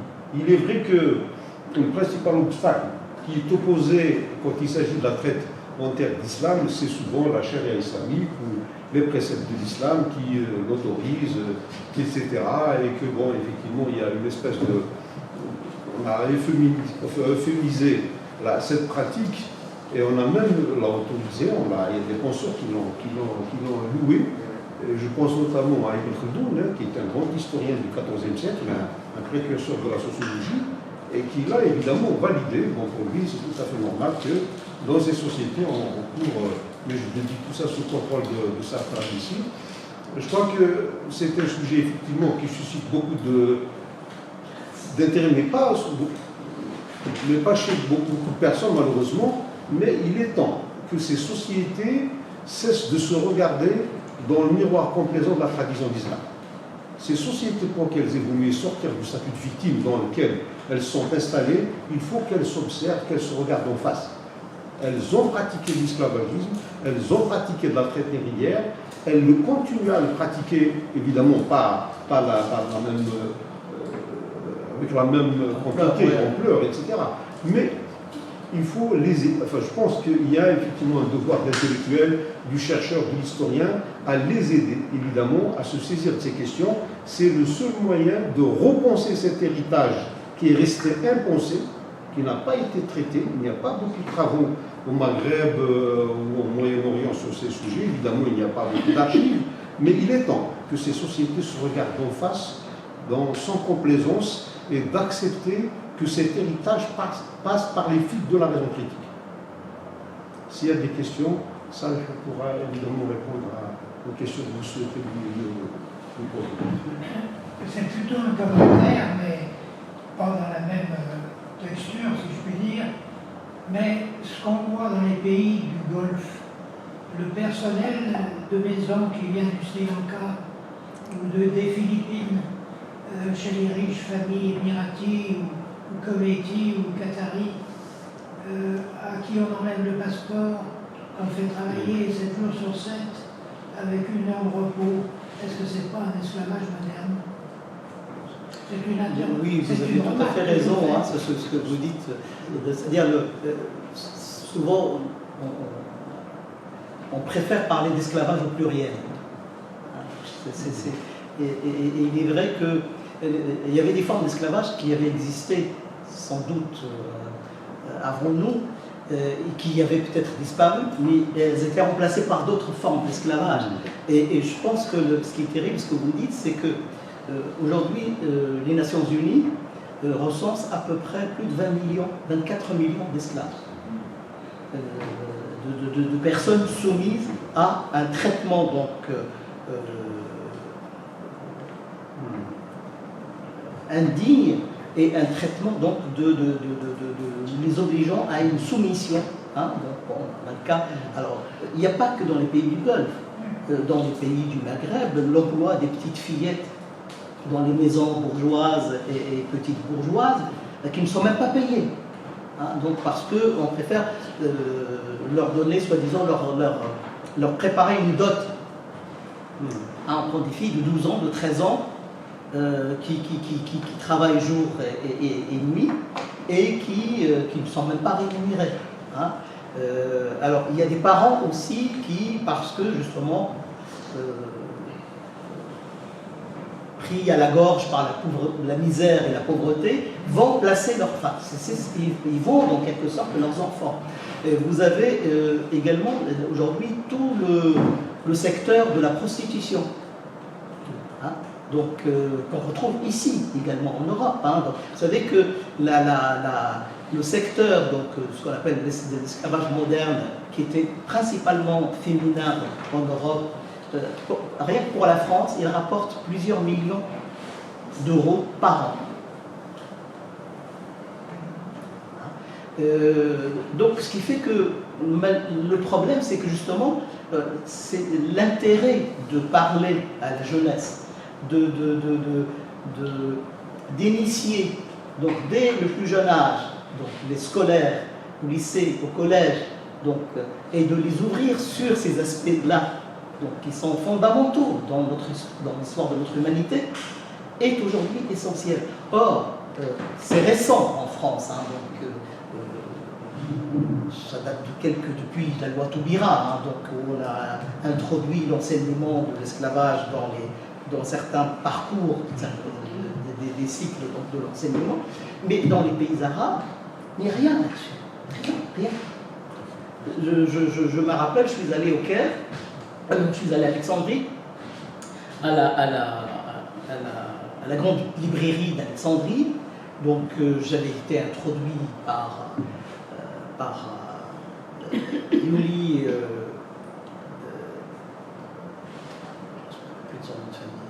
Soyonka, hein, qui est prix Nobel de littérature, qui était administrateur donc, aussi de la bibliothèque d'Alexandrie. Alors, quand je suis arrivé là-bas, j'étais reçu comme un pacha, hein, ça c'est faut le dire, ils sont très gentils. Et puis, d'un coup, la secrétaire générale de la bibliothèque, elle dit, mais monsieur Salah, vous venez pourquoi? Alors, je lui dis, voilà, moi je travaille sur l'esclavage. Elle me dit, en Amérique? Je lui dis, non, dans le monde arabe et musulman. Donc je viens en Égypte pour, voilà. Eux me disent, oh là là, non, c'est dommage, vous avez fait plus de 2000 km pour rien. Nous, chez nous, il n'y a pas d'esclavage. Et même si on a eu des esclaves, on les a traités comme nos frères et sœurs. Donc voilà, le discours, il est à ce niveau-là aujourd'hui. C'est le déni total. Enfin, c'est pas tout à fait le déni, puisque chez nous, donc, ils sont comme nous sommes musulmans, mais il n'y a pas de différence entre eux et nous, sauf qu'ils sont esclaves. Je voulais poser deux questions. Alors, la première, là, je suis perdu dans les statuts, je ne sais pas trop. Est-ce que le califat, avant 1922, a modifié sa législation et a aboli l'esclavage avant sa chute? Donc ça, c'est une première question. Oui, la question est oui. Donc, dans les Tanzimat, toutes les réformes administratives, voilà, je parlais de la Tunisie, mais l'Empire ottoman a aboli avant la Tunisie. D'accord. Donc, c'était aboli vers 1839 et ça a persévéré quand même. Et la deuxième question, alors, je veux être plus détaillé parce que je connais un peu, pas mal de pays. Donc, à partir de la fin du règne de Hassan II, quand il a vieilli, qu'il est devenu moins tyrannique et plus libéral et qu'il a libéré des prisonniers politiques, on a beaucoup parlé des revendications syndicales des grands syndicats marocains et des partis progressistes pour un objet précis. Et vous avez cité un peu. Donc, les petites bonnes, entre guillemets petites bonnes, c'est l'appellation, qui était utilisée souvent par les colons français comme par les grands propriétaires marocains, pris à partir de l'âge de 7-8 ans pour devenir des bonnes à l'intérieur de la maison, dormant quelque part dans la maison, quelques heures seulement par nuit, etc., n'avaient droit ni à une sécurité sociale pour leurs soins et leurs maladies, ni à un salaire décent, ni à une retraite. Donc les trois objets étaient la lutte des syndicats. Et ça a duré pendant des années, avant que, je ne sais pas ce qu'à la fin récemment, Mohamed VI n'a pas peut-être amélioré le truc, je ne sais pas, mais l'objet, c'était essentiellement le droit à la sécu et surtout le droit à la retraite, parce qu'à partir de 40 ans, 30, on lui dit, tu vas te marier, dehors. Mais à part une petite prime pour la fin de l'année, pas de retraite, rien du tout. Donc, je ne sais pas si Mohamed VI a amélioré la chose, mais ça a duré pendant des années ce conflit. Alors, je voudrais que vous m'en disiez un peu plus. Malheureusement, il y a un très beau livre qui a été publié il y a 2 ans de Chouki El Amen. C'est un historien marocain et qui travaille donc à l'université de l'Arizona et qui s'appelle le Maroc noir. Et il aborde entre autres donc la question des petites bonnes qui malheureusement restent en l'état, donc leur situation reste en l'état aujourd'hui, puisqu'on recourt donc en effet à cette main-d'œuvre docile, cette main-d'œuvre donc sans, je veux dire, qui ne coûte pratiquement rien. Et a priori, je ne peux pas trop m'avancer sur les lois et l'état des institutions, mais la situation sociale reste malheureusement donc, pareille qu'auparavant. Donc c'est bien une conséquence directe de l'esclavage. C'est une nouvelle forme d'esclavage. On a le Liban également. Je ne sais pas si vous avez vu, il y a 2 ans, il y a eu une énorme manifestation à Beyrouth de jeunes femmes, des Sri Lankaises, des filles venues de Bangladesh, et même en France, il n'y a pas très longtemps, je crois qu'il y a 2 ans, on a proposé une ministre de l'Éducation nationale qui n'a pas tenu assez longtemps, qui était basée aux Philippines. Je ne me rappelle plus de son nom, c'est madame. Non, pas Oudia, elle était ministre de l'Éducation nationale et du sport. Non, une autre qui a tenu une semaine, hein, parce qu'il y a eu tout un... D'ailleurs, je pense qu'elle n'a même pas pris son portefeuille en main, puisqu'il y a eu des dénonciations terribles. Et cette expatriée française qui vivait aux Philippines avait créé une école de formation pour les petites bonnes. Aux Philippines.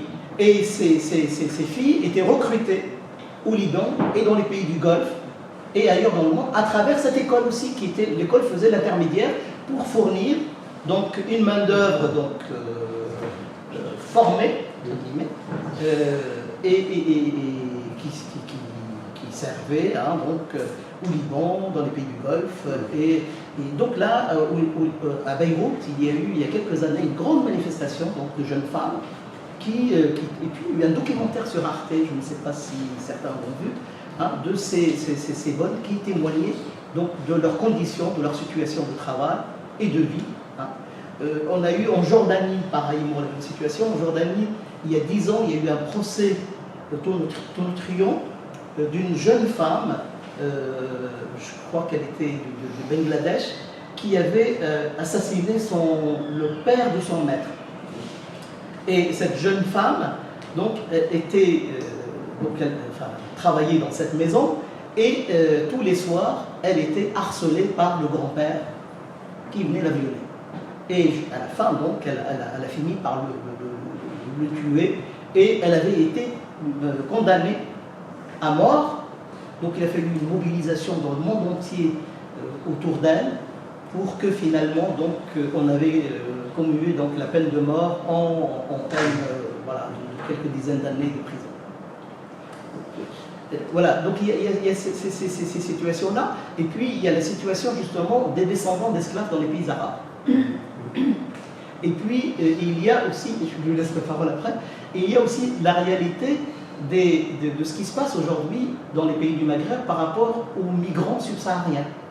On a vu la scène donc, de mise en esclavage, de vente aux enchères donc, dans certains camps libyens, hein, donc, que CNN avait développé il y a quelques années. Là c'est pareil, donc l'État libyen s'est engagé à mettre de l'ordre, mais pour le moment on ne sait rien. En Tunisie, donc, il y a comment on appelle ça, des menaces qui pèsent quotidiennement sur ces jeunes subsahariens en Tunisie, en Algérie et en Libye également. Alors, des fois, on les amène dans le désert et on les lâche sans eau et sans nourriture. Ah. Donc, et puis il y a une montée de racisme donc, primaire, hein, puisque aujourd'hui, hein, donc alors je ne sais pas où ils ont vu ça, les Tunisiens disent qu'on n'a pas besoin de noirs parce que s'ils continuent à être là, on va être débordé par les noirs et sur le plan de la démographie, donc c'est eux qui auront notre pays. Alors, alors il y a même des associations malsaine et terrible, puisque certains Tunisiens crient aujourd'hui à la défense de la patrie, de peur qu'il leur arrive ce qui est arrivé à la Palestine.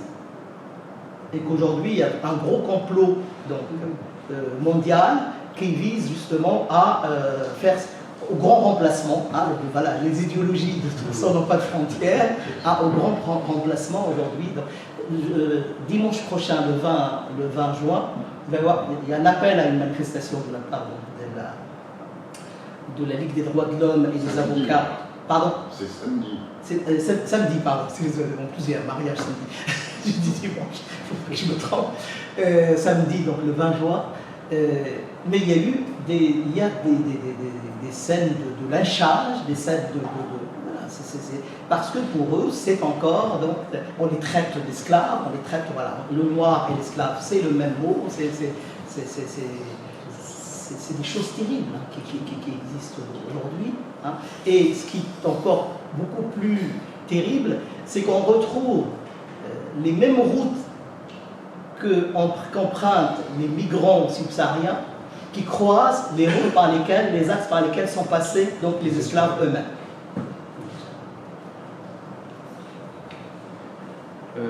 Merci déjà pour votre réponse. Et ma question c'était de savoir, vous l'avez dit, dans la traite arabo-musulmane, elle a cette particularité, je ne sais pas si on peut le dire, qu'elle n'était pas forcément, comme on l'a dit, phénotypique ou ethnique. Donc je voulais savoir, je sais pas, au 12e, 13e, 14e siècle, que ce soit au Caire, en Moussa ou dans d'autres villes en Orient, comment on différencie un esclave d'un homme libre? Et comment, vu que l'esclavage a aussi un statut juridique dans la jurisprudence islamique, en fait, je voulais savoir en fait, c'était quoi les impacts? Parce que entre ce que prônent et ce que disent les juristes et les impératifs économiques et politiques, comment ça s'articulait tout ça? Alors, je vais commencer par la fin. Il n'y a pas de contradiction entre les principes de la jurisprudence musulmane et la présence des esclaves, puisque les juristes eux-mêmes vont théoriser, vont donc réglementer le marché. On a un grand juriste donc maghrébin qui s'appelle non, c'est Ibn Masoud, on l'appelle Malik Sarir, donc le petit Malik, c'est qui a vulgarisé toute la pensée donc malikite et qui a écrit un petit livre qui s'appelle Kitab al-Bouyoua, le livre des ventes et des achats. Et il y a un chapitre qui est réservé essentiellement sur les esclaves. Comment acheter un bon esclave, comment le traiter, comment demander en effet si l'esclave ne convient pas, s'il y a des défauts donc, au niveau de l'esclave, la relation qui s'établit entre le marchand et l'acquéreur. On a un médecin, un grand médecin donc chrétien de Bagdad du XIe siècle, qui s'appelle Ibn Butlan, Johannes Ibn Butlan, qui avait rédigé également donc, un livre qui s'appelle un livre à la disposition, qui voulait mettre à la disposition des acquéreurs d'esclaves. Comment acheter un esclave et comment détecter les manœuvres donc, des maquignons et des marchands. Parce qu'on peut déguiser une dame d'un certain âge en très jeune fille, un esclave malade en esclave vaillant. Et donc, il va établir Donc, ce qui fait qu'au niveau de la jurisprudence musulmane elle-même, que ce soit dans la jurisprudence, parce que on parle du monde musulman, mais les Arabes n'étaient pas tous musulmans. Donc, il y avait des chrétiens, il y avait des juifs, et donc, ce qui fait que il y avait donc une sorte de, comment on appelle ça, de cohésion, de consensus sur justement ces hommes qui relevaient plutôt de l'ordre de la marchandise. Tu as cité tout à l'heure Ibn Khaldoun, et Ibn Khaldoun, il applique à peu près le même principe qu'Aristote, qui estime qu'il y a des gens qui sont faits pour commander et d'autres pour être commandés. Donc il y a ce qu'on appelle l'esclave par nature. La nature a bien fait les choses. Et Ibn Khaldoun, il va jusqu'à désigner certaines communautés du Noir, les Lamlam, du sud du Sahara, comme étant nés pour être esclaves. Ils ne pouvaient pas être autrement. Voilà, donc ce qui fait qu'il n'y a pas vraiment d'opposition entre les juristes eux-mêmes et la question de l'esclavage, puisqu'elle est intégrée. Alors, juste un dernier exemple, aujourd'hui en Mauritanie, la difficulté pour les Mauritaniens de rompre avec l'esclavage, malgré les lois. Ce que opposent les propriétaires d'esclaves, c'est que pour eux, l'État ne peut pas légiférer dans cette question, puisque le Coran a déjà donc sanctionné cette affaire. Pour eux, c'est que seul le maître d'esclaves peut libérer ou ne pas libérer son esclave. Puisque, comme Malakat Aymanukum, ce que vos mains possèdent, ce sont vos esclaves. Hein. Et puis, il y a une incitation. Si, par exemple, alors, vous avez un verset qui dit que si quelqu'un, justement, commet, comment on appelle ça, fait une entorse à tel ou tel commandement donc, de la religion, que ce soit le jeûne du Ramadan ou que ce soit autre chose, il peut libérer un esclave, donc libérer donc, une nuque, hein, donc c'est le raqaba. Donc c'est pour eux, c'est que, puisque... Alors, le problème, c'est pas que le Coran, on trouve la même chose dans l'Ancien Testament. Donc vous prenez Saint Paul, pour lui, donc de toute façon, il exhorte les esclaves à obéir et à servir leur maître comme s'ils servaient le Christ lui-même. Donc, Saint Augustin, hein, donc notre cher patriarche berbère, va encore plus loin, puisqu'il considère que l'esclavage, c'est pas naturel, mais c'est voulu donc, dès le départ, puisque c'est la chute, c'est le péché commis par Cam. Et donc ces enfants donc, écopent de cette faute, c'est la faute originelle. Donc, ce qui fait que, c'est-à-dire dans ce monde-là, on appelle ça, confessionnel, mais comme l'islam est, est en position de commandement, enfin, on ne peut pas dire que c'est l'islam qui est en position de commandement, c'est que l'État comment on appelle ça, se prévaut donc de l'islam et du Coran pour dire que le calife, le calife c'est comment on appelle ça, le successeur du prophète. Oh, je veux dire, il n'y a pas d'autre prophète que le prophète. Donc il fait qu'on est dans un monde qui, à la fois sur le plan politique, sur le plan économique et sur le plan social, avait cherché à créer toute une idéologie donc, qui lui permet, bien sûr... Mais comment du coup on différencie dans ces sociétés-là? Ah oui, par exemple, de l'esclave, c'est son statut. Alors après, bien sûr, c'est la couleur. Maintenant, aujourd'hui, elle est noire, donc c'est un descendant d'esclave. Mais je parlais à l'époque. À l'époque, déjà, c'est le statut, c'est votre condition en tant qu'esclave. Alors, donc, ce qui fait qu'il y a des servitudes propres aux esclaves, ce sont ces servitudes. C'est les tâches, par exemple. C'est des tâches, voilà, qui sont propres à l'esclave et qui font de lui, justement, ce qu'il est. Merci. J'ai une dernière question, parce que vous avez évoqué un juriste tunisien de la Sémoukia, il me semble, mais qui était perçu un peu comme saint, et qui avait qui était propriétaire terrien, qui avait des esclaves. Et je me rappelle d'une anecdote sur un auteur bien connu, malheureusement ou heureusement, pas dans le détail, mais Ibn Taymiyyah, il est connu pour avoir passé sa vie que à écrire. Et il n'a pas eu de femme, il n'a pas de descendance. En revanche, on dit qu'il a eu des esclaves avec lesquels il a eu des rapports sexuels. Et du coup, ce qui est permis, visiblement, par la législation islamique. Et du coup, moi, ma question, c'est de savoir, est-ce qu'il y avait des débats à l'époque, par exemple, dans les représentations de ça?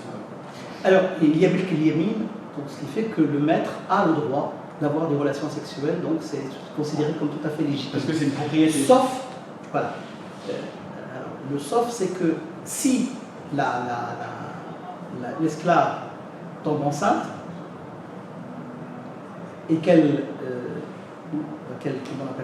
prouve que sa grossesse vient de son maître, le maître est obligé de reconnaître l'enfant.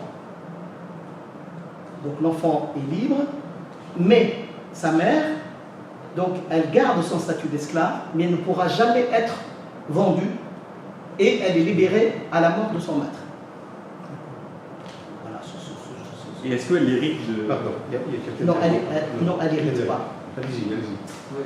Tout à l'heure, vous avez, on en parlait un petit peu en aparté, vous avez parlé de la prise de conscience de l'Afrique.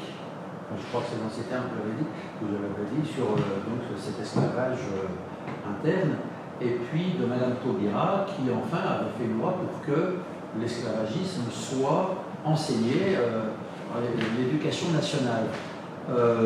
Est-ce que vous avez une explication sur le fait qu'elles prennent l'esclavage à partir de la traite atlantique et du commerce triangulaire, mais pas avant?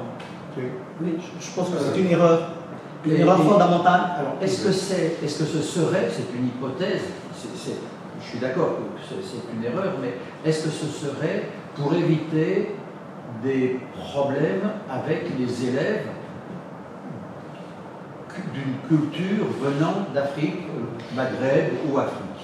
Est-ce que ce serait là le petit souci? Ou est-ce que ce serait autre chose? Oui, pardon. Non, au débat sur la loi moyenne de Taubira, elle avait répondu il ne faudrait pas que les jeunes Arabes portent sur leur dos ou sur leurs épaules ce qu'ont fait leurs ancêtres. Une erreur, exactement, je partage tout à fait, une erreur monumentale. Nous, ils ne sont pas responsables du tout de ce que leurs parents ou leurs ancêtres ont fait. On est responsable de soi-même, mais les ancêtres, ils ont fait, ils sont responsables. Les jeunes Arabes en France ne sont pas, du tout à mon avis, responsables de ce qu'on fait, ou redevables de ce qu'ont fait leurs ancêtres. Si c'est pas ça, pourquoi ce choix? Taubira, c'est ce qu'elle a avancé comme argument. Et à mon avis, c'est un argument qui ne tient pas. C'est un argument fallacieux. Moi, je pense que c'est dommage, parce que c'était une occasion, je veux dire, à ne pas rater, pour parler de toutes les formes d'esclavage. Hein, parce qu'on ne va pas spécifier qu'il y a l'esclavage plus, comment on appelle ça, plus violent qu'un autre. Toute forme d'esclavage, elle attente, non seulement elle est violente, mais elle attente à la dignité humaine. Hein, comment arriver à comment on appelle ça, à faire d'un être humain une marchandise. Donc que l'on soit à Cuba, que l'on soit en Guyane ou à Alger ou à Tunis, c'est le même principe. Vous avez. Ouais. Moi j'ai une question. Alors j'ai lu, je crois que c'est dans le livre sur les traites négrières musulmanes, le viol voilé de. Génocide voilà, génocide voilé. La pratique de la castration dans les sociétés arabes musulmanes, apparemment qui lui expliquerait le fait que on ne voit pas beaucoup de lois dans ces sociétés-là parce qu'ils n'ont pas réussi à se reproduire du fait de la castration qui était généralisée. Est-ce que c'est vrai ou est-ce que c'est... Si je peux vous rassurer, il y a autant de lois dans le monde arabe aujourd'hui que de lois aux États-Unis. Hein, donc il y a entre 30 millions et 40 millions de lois. Hein, c'est compté l'Irak. Dans le monde arabe aujourd'hui, il y a à peu près 350 millions, enfin disons, vite 400 millions. Je ne sais pas ce que c'est. À peu près 350 millions. Aux États-Unis, il y a combien d'habitants? Voilà, il y a 10% à peu près de la population. Et c'est les mêmes voilà. Et sur justement la question de l'esclavage, on a 12 millions d'un côté, à peu près 12 millions de l'autre, à voir les chiffres. Moi, je ne veux pas rentrer dans l'histoire quantitative, hein, parce qu'on n'a pas. Mais on a à peu près dans les mêmes. Mais c'est ça aussi. Alors, justement, ce que je reproche au livre de Ndiaye, c'est son caractère tendancieux. Parce que alors, malheureusement, il y a eu justement la situation des enfants qui avaient été mutilés. La castration est une opération odieuse et terrible, puisque pour obtenir un castrat, souvent donc, il y a des enfants qui meurent. Hein. Donc, sur 10 enfants, on obtient 1 ou 2 au maximum qui survivent à cette opération. Et, alors, excusez-moi, si on parle sur le plan de la destination des esclaves au marché, sur le plan du marché, un castrat vaut donc 10 fois ou 100 fois plus qu'un simple esclave. Donc ce qui fait que et puis tout esclave est un investissement. C'est un argent investi. Quel est et puis, alors, il y a des choses dont on n'a pas pu parler, parce qu'il passerait des jours et des nuits à parler. Vous savez que lorsque la traite est basse, on prend des enfants.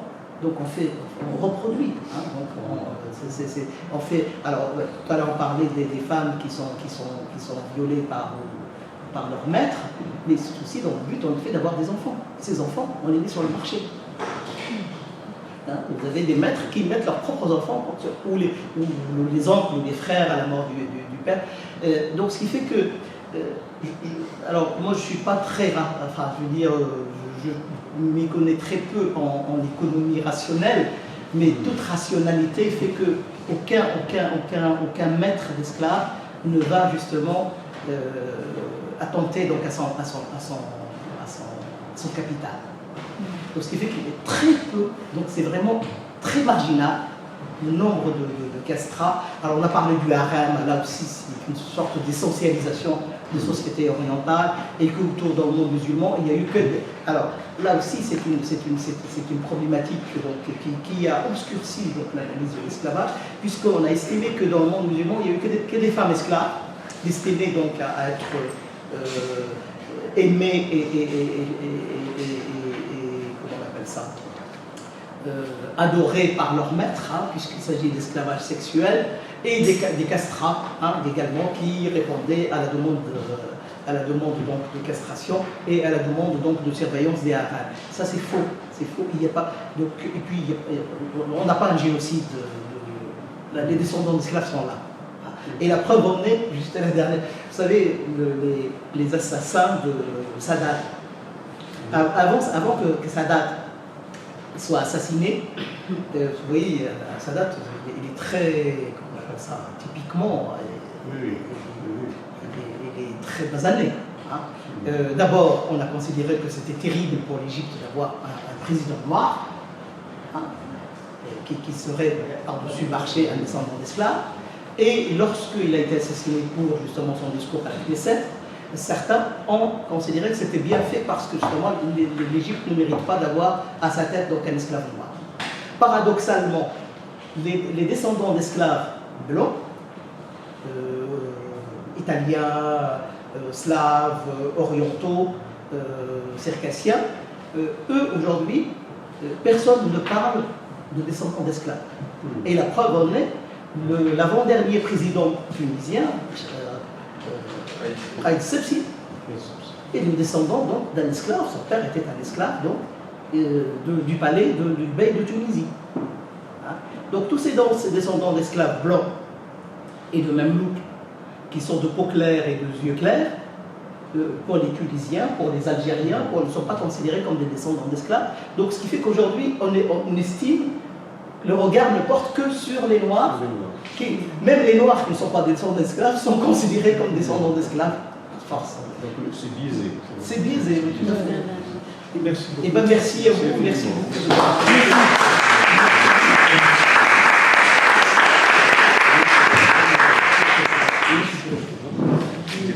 Très variés, très divers, les marges et les marginaux, les minorités ethniques et culturelles, les statuts juridiques des diasporas et héritages socioculturels, l'esclavage et la traite négrière en tant qu'islam. M. Trabelsi a collaboré à de nombreux travaux scientifiques internationaux, notamment autour de l'histoire de l'esclavage, avec le Centre international du projet de la route de l'esclavage sous l'égide de l'UNESCO et le comité scientifique de la recherche pour la mémoire de l'esclavage. Donc sans trop tarder, je vous laisse la parole et je vous remercie. Merci beaucoup, pour ta généreuse et aimable présentation.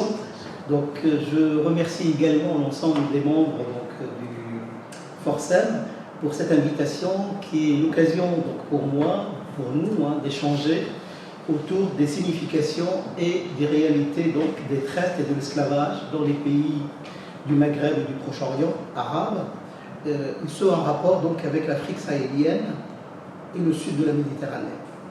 Il s'agit donc par la même occasion d'interroger des espaces et des historiographies multiples pour les faire à la fois rencontrer et dialoguer ensemble.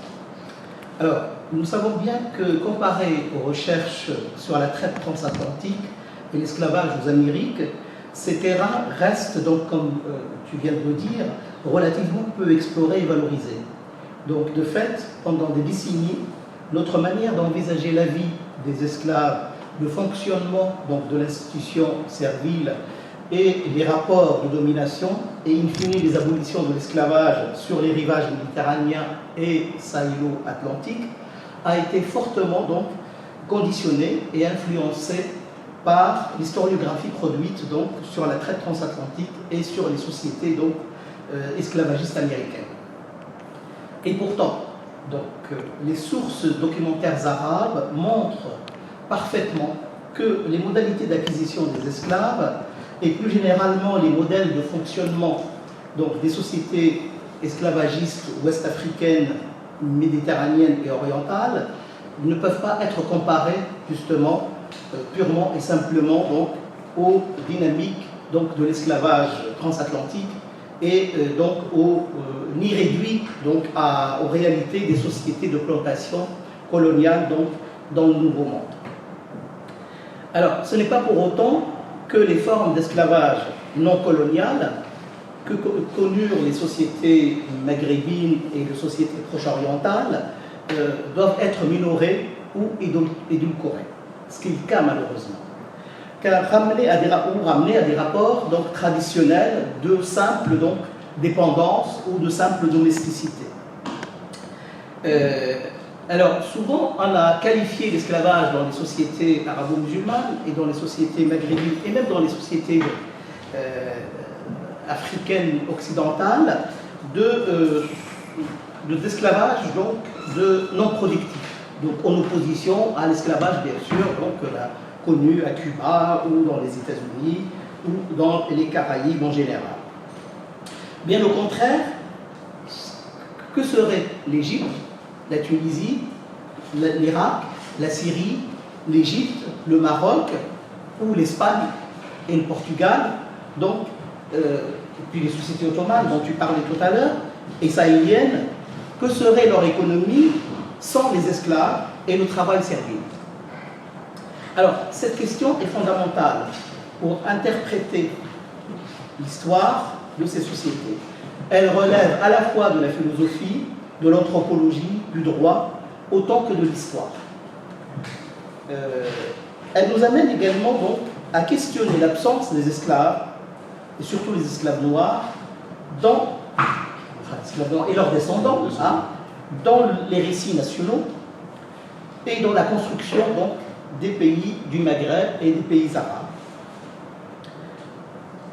Et ce qu'il nous faudrait, c'est qu'on puisse un jour réellement donc, nous attaquer à cette thématique pour l'inscrire donc, au centre